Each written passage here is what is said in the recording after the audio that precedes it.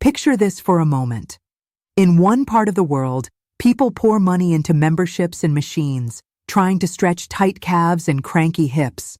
In another, a woman in her 90s wakes with the sun, pads across a tatami floor, kneels to tend her garden, stands without grabbing a rail, and doesn't think of any of it as exercise.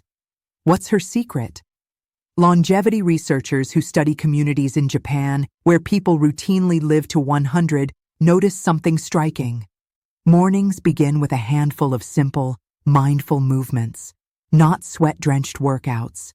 No fancy gear, no extreme poses, just 5 gentle patterns that wake up balance, circulation, and joint glide in under 20 minutes. And the most powerful one, the floor-to-stand sequence you'll learn today, teaches your body to recover stability fast, the very skill that protects against life's missteps. Stay with me, because I'll show you exactly how to make each movement safe, doable, and tailored to your joints today, not 20 years ago. You'll feel the difference by the time we're done. Ready to move the way your body was designed to move, at any age? Let's begin in the most comfortable place to start, your bed. Before your feet touch the floor, we'll give your ankles a wake-up call. Think of your ankles as the foundations under a house. When they're stiff, everything upstairs, knees, hips, back, works harder and wobbles more. Lying on your back, bend one knee or keep the leg long. Float the other foot slightly off the mattress and draw slow circles with your toes, as if you're tracing the edge of a saucer. 10 easy circles one way, 10 the other, smooth and controlled. Then point your toes away like you're pressing a gas pedal, hold a breath or two, and gently pull your toes back toward your shin, feeling the length through your calf. Repeat that flex and point rhythm. You're inviting fluid into the joint, coaxing those tiny stabilizers around your ankle to wake up and do their job. Switch sides. If you want more, loop a towel under the ball of your foot and add a gentle tug as you point and flex, just enough to meet the resistance without straining. This is not about force, it's about clarity.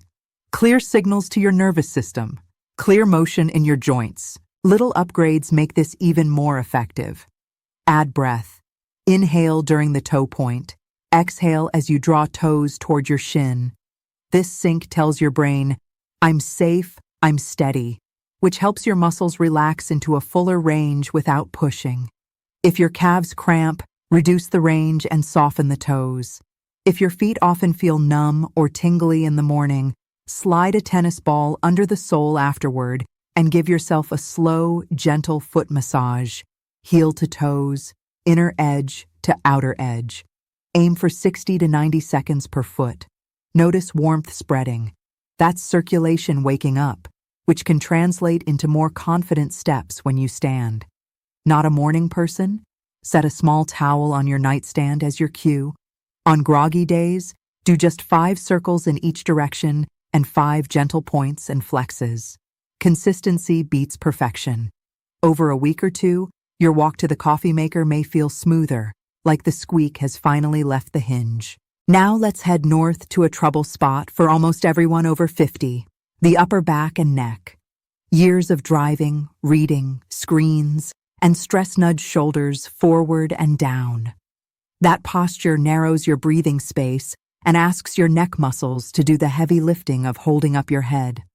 We'll reverse that pattern in a minute with a movement that opens your chest and re-engages the muscles between your shoulder blades, the ones that pull you tall. Sit on the edge of your bed or a sturdy chair, feet flat, hips and knees at right angles. Rest your hands on your thighs. Imagine a string gently lifting the crown of your head. Now, slowly draw your shoulder blades toward each other and slightly down, as if you're trying to hold a soft sponge between them without squishing it. Pause, breathe, and release. This is not pinch and force. It's gather and grow. Feel your chest widen. Notice if your chin wants to jut forward. Tuck it back a centimeter, finding length in the back of your neck. Repeat smooth squeezes, 5 to 10 at first, building to 20 over time. Shape matters more than speed. Think of this as reacquainting two friends who haven't spoken in years, your shoulder blades and your breath. Inhale as you gently gather the blades. Exhale as you soften and let them glide apart. You should feel work between the shoulder blades, not jammed into the tops of your shoulders. If you do feel neck tension, bring your hands to the side seams of your ribs and imagine your elbows sliding into imaginary back pockets as you draw your blades together. When that becomes easy, add the wing spread. Start with arms at your sides. As you gather the shoulder blades, float your arms out to the side and up to about shoulder height, palms facing forward, then lower with control as you release. It's like drawing the world open with your wingspan. 2 or 3 sets of 8 to 10 reps are plenty. You're restoring the posture that lets your lungs expand, your neck relax, and your balance sensors in the inner ear and eyes coordinate without a hunched barrier in the way. Ready to give your spine some love? Your spine is meant to ripple, not lock.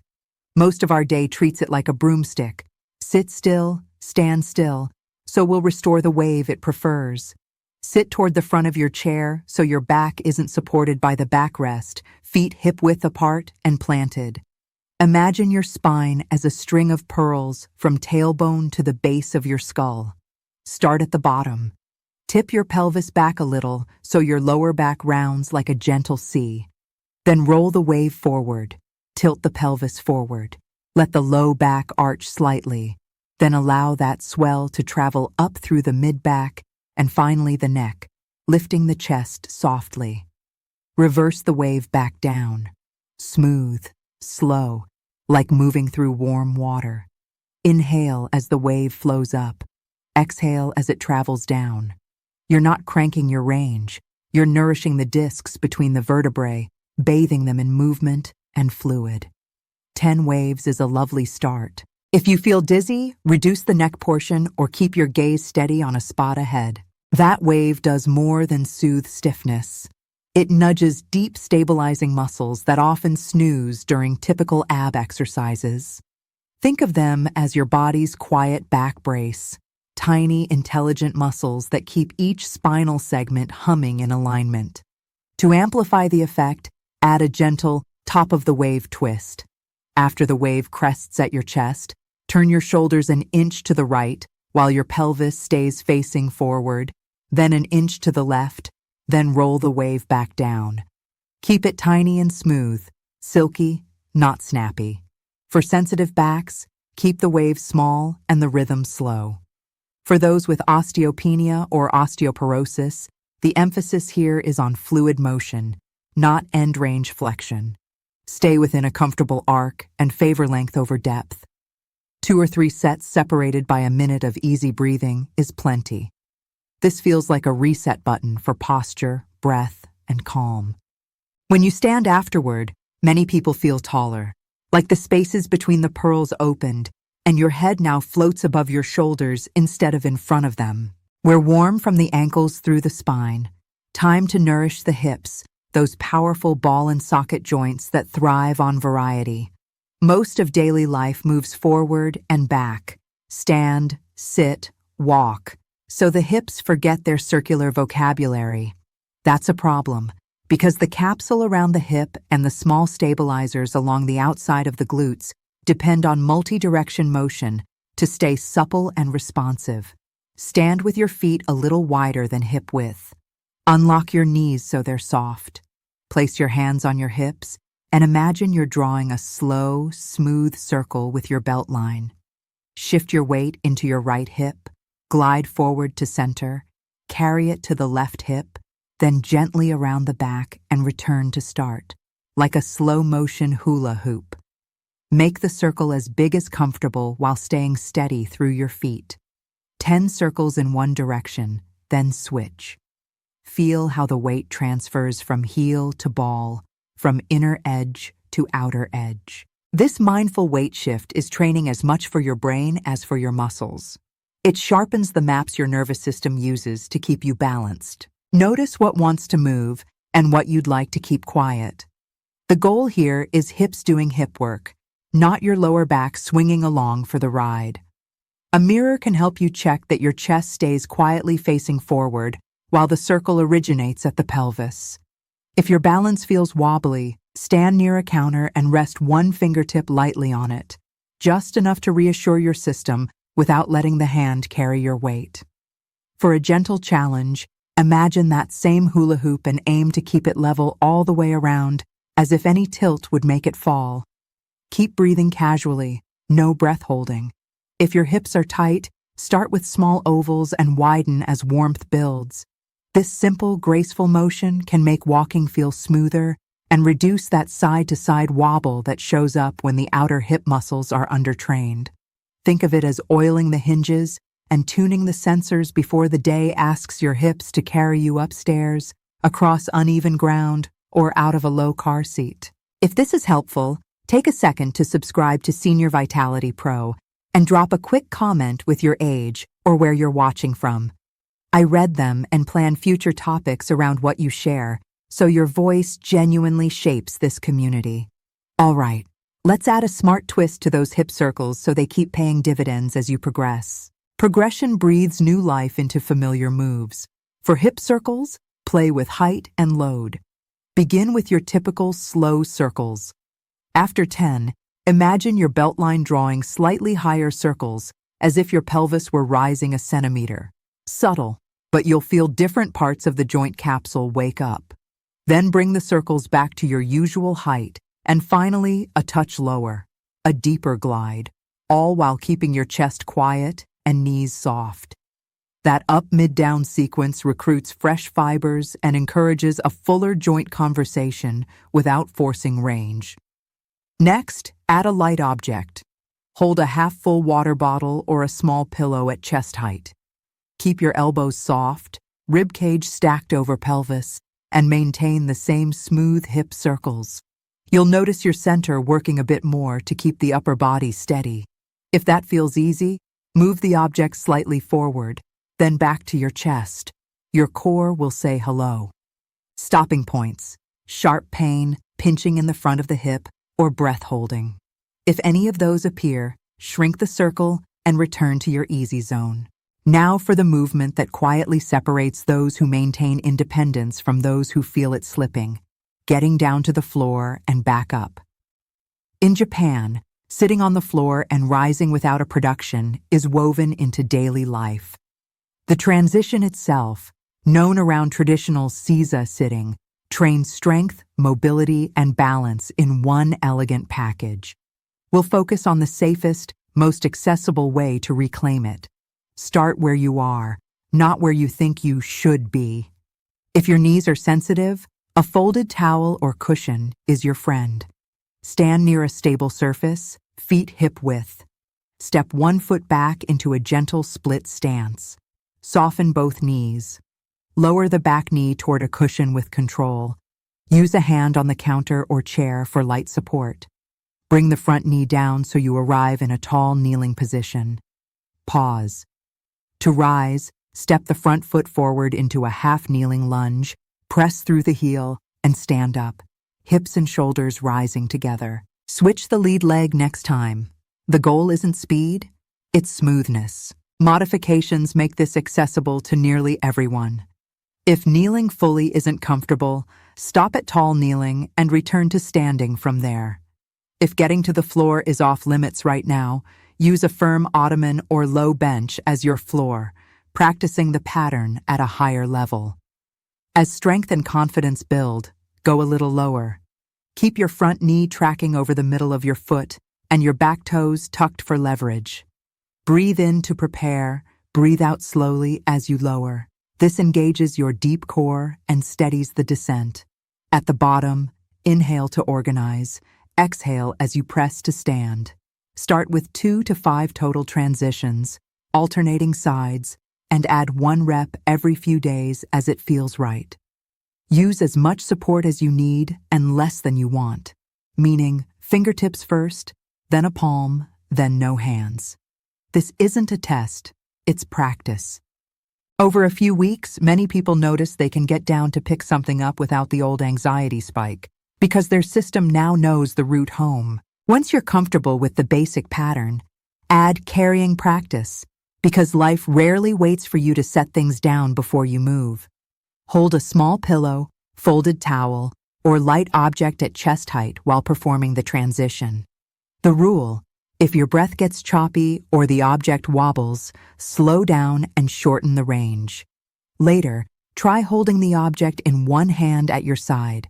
This asymmetry wakes up lateral stabilizers that keep you from listing to one side during daily tasks. Alternate which leg leads each rep. This evens out strength and coordination. If one side always feels harder, give it an extra gentle rep. If kneeling on hard floors is uncomfortable, double up your cushion and never push into sharp pain. What you're building here is not only leg strength and mobility through the ankles, knees, and hips, but also the reflex of regaining balance when you're halfway down or halfway up. That reflex is what turns a near fall into a graceful recovery. Let's stitch these pieces into a routine that fits inside a morning. Compact, kind, powerful. Sequence matters. Start lying down with ankle circles and points to bathe your lower joints in motion and wake up those small stabilizers. Sit up for shoulder blade gathers and wing spreads to open the chest and set your head over your shoulders. Add spinal waves to lubricate each segment and cue breath-spine coordination. Stand for hip circles to tune the hinge that carries you everywhere. Finish with Caesar-style floor transitions when everything is warmed and alert. That arc, ground up, back to center, out to the hips, then full body coordination, primes your nervous system for the day. You don't need to do a million reps. In fact, 2 to 3 minutes per section is often enough. Stack it onto something you already do, while the kettle heats, during a slow news podcast, or as sunlight hits your window. If a day is chaotic, choose 1 or 2 movements. A little, often, beats a lot. Rarely. Troubleshooting keeps you moving safely. Knees grumpy during transitions? Elevate your floor with cushions, or use a low bench so the angle stays friendly. Only lower into ranges where discomfort fades as you move, not sharp, stabbing, or lingering pain. Ankles stiff? Spend extra time on gentle flex and point, and keep circles smaller. Consider supportive footwear during the day, so your new mobility pays off during walks. Dizzy with spinal waves? Shorten the neck portion and fix your gaze on a stable point. Shoulders ache during wing spreads? Lower your arm path and prioritize the shoulder blade glide more than arm height. If you live with osteoporosis, stick to smooth, mid-range motions. No end-range spinal flexion. If you've had joint replacements or are under care for balance disorders, a quick check-in with your healthcare provider or physical therapist can personalize these to your history. And always, always let breath be your guide. If you find yourself holding it, pause, reset, and make the movement smaller and slower. Calm breath equals safer motion. Why do these simple moves punch above their weight? Because they speak the language your body listens to first. Gentle, repeated signals that refine maps in the brain and lubricate the places that bear you through life. Ankles clarify, "Where am I?" for each step. Shoulder blades reopen the front of the body, so lungs and head position help balance instead of fight it. The spinal wave redistributes tension and reminds deep stabilizers to show up. Hip circles restore 360-degree capacity in the joint built for it. The floor-to-stand transition teaches coordinated strength and confidence when you're in the most vulnerable positions, and that confidence changes how you move the rest of the day. I've watched people who felt too old for the floor reclaim that skill, then easily kneel to tie a shoe, play on the rug with a grandchild, or reach under a bed without fear. This is not about chasing youth. It's about expanding your present capacity, safely, gracefully, one morning at a time. A few pro tips to make this stick. Pair each movement with a sensory cue. The weight of your blanket reminds you to circle ankles. The feel of your chair edge cues, shoulder blade work. The first deeper breath hints at a spinal wave. The cool of the kitchen floor invites hip circles. The softness of a cushion encourages a transition. Keep a small movement basket nearby with a towel, a tennis ball, and a cushion so set up never slows you down. Track how you feel in a sentence each day. Ankles less creaky. Stood taller. Hips felt buttery on the stairs. Those wins fuel consistency. On harder days, shrink the set.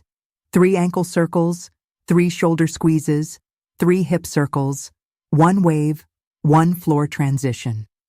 Check the box and move on. Progress compounds quietly, like interest in a savings account. Missed a day? Start again the next. Your body is remarkably forgiving when you meet it where it is and ask for a little, kindly, every morning. Let's revisit each movement with a fresh image you can carry into tomorrow. Ankles. Draw the world's tiniest circles and pump gentle tides through your feet, so each step later lands like a soft, confident handshake with the ground. Shoulder blades. Gather them like sliding doors meeting in the middle, opening a bright window across your chest for easier breath and a lighter neck. Spinal wave. Pour coffee down a string of pearls, letting each bead feel the warmth before the next, then pour it back. Hips. Keep a quiet hula hoop aloft, circling in slow motion so the joints remember roundness. Floor transition. Imagine setting a teacup on the floor and bringing it back up without a ripple, not to be precious, but to demand smoothness and control. These are simple stories your nervous system understands. The more you tell them, the more effortlessly your body performs them, even when you're not thinking about it. What if your time is squeezed to 5 minutes? Choose the bookends, ankle wake up and floor to stand. Those two alone speak to stability where it begins and independence where it matters most. Have 10 minutes? Layer in shoulder blade gathers and hip circles, posture and gait, upgraded. 15? Add spinal waves for the full reset. Morning, not your time? Try early afternoon when stiffness creeps back in. There's no perfection clock here. There's only your life and the rituals you'll actually repeat. If you share your space with a partner or friend, make a ritual of it. Trade roles as gentle spotter during transitions and celebrate the little gains. And if you're a caregiver, these are adaptable enough to do with those you support. Small ranges, extra support, same benefits. The habit you can keep is the habit that helps. Notice the ripple effects after a week or two. Do curbs feel less risky? Does turning to back out of a driveway feel smoother? Do you find yourself taking the stairs more willingly or kneeling to plug in a cord without negotiating with yourself first? These are your nervous system's yes votes. That's what we're chasing. Not perfect form on day 1, but better function in the life you actually live. And when a day brings a stumble, your body will already have practiced the skills to recover. Hips that can circle and adjust, ankles that can signal quickly, a core that knows how to brace and breathe, legs that can manage your body down and up with control. That's the quiet promise of these mornings. Resilience rehearsed before the world even asks for it. Here's your simple start plan for tomorrow. Before you get up, 5 ankle circles each way and 5 gentle points and flexes per side. Sit and do 8 shoulder blade gathers with easy breaths. Add 6 spinal waves, small and smooth. Stand for 8 hip circles in each direction. Finish with 2 floor transitions using as much support as you need. That's it. If you're inspired, write a 1-line note afterward about what felt better. The day after, add 1 rep to 2 of the moves. Let this grow organically. If a movement feels like the one your body has been waiting for, give it an extra minute. If another feels cranky, keep it tiny and kind. Over a month, this becomes part of your identity. Someone who tends their joints and balance daily, the way you'd water a cherished plant. I want you to imagine yourself 6 months from now. You're in your kitchen, you drop a spoon, you kneel to pick it up without thinking or bracing on the counter. You stand and turn to get the door, shoulders back, breath easy. Later, you navigate an uneven path in the park with a friend, noticing your feet find the ground with certainty. This isn't a fantasy reserved for genetic outliers. It's what happens when you feed your system the signals it needs. Gentle repetition, smart sequencing, respect for the body you're in today, and the humility to keep going when progress arrives quietly. Your future self is already grateful for every small circle, every gathered shoulder blade, every smooth wave, every patient hip, every calm descent and rise. Which movement surprised you most today? The one that made you think, oh, that's the missing piece. If you had to pick just one to begin with tomorrow morning, which will it be and why? Tell me in the comments so I can cheer you on and fine-tune future guidance to what you feel and need.